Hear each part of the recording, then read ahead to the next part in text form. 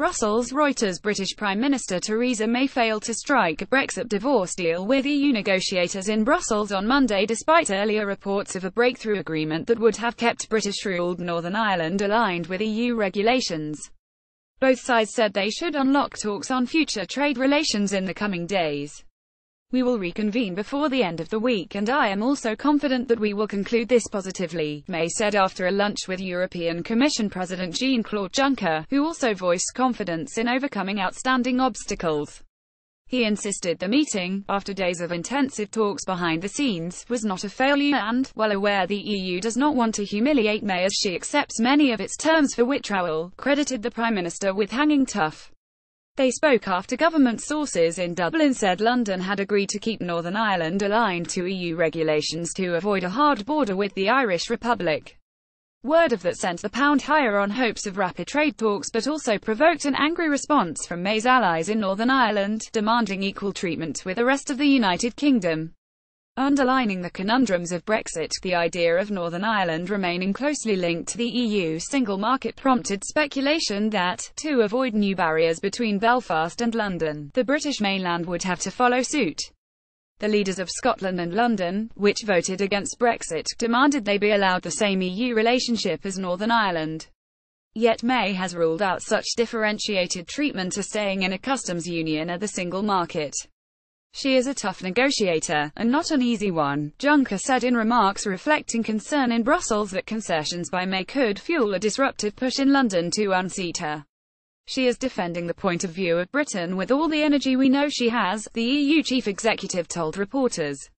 "Despite our best efforts and the significant progress we and our teams have made over the past days on the remaining issues, it was not possible to reach a complete agreement." Britain's Prime Minister Theresa May is welcomed by European Commission President Jean-Claude Juncker at the EC headquarters in Brussels, Belgium, December 4, 2017. Reuters. Eve Herman. Regulatory alignment. The sudden announcement that no deal had been reached swiftly squelched optimism that had spread earlier on Monday. Irish government sources had said agreement had been reached on an overall deal for the Irish issues. The key phrase is a clear commitment to maintaining regulatory alignment in relation to the rules of the customs union and internal market which are required to support the Good Friday Agreement, the island economy and the border, one of the Irish government sources said. The Irish border, which is now completely unguarded and barely even marked, would not change its physical appearance after Britain leaves the EU, Irish Foreign Minister Simon Coveney said. Fears that a hard border could disrupt the peace deal in the north had driven both sides to find solutions. Juncker spoke to Irish Prime Minister Leo Varadkar by phone. EU lawmaker Philippe Lamberts, who met Juncker, said the draft text on Ireland committed Britain to alignment on rules.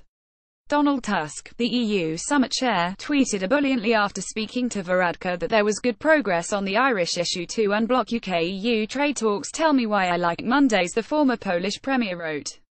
"Getting closer to sufficient progress at December EU summit.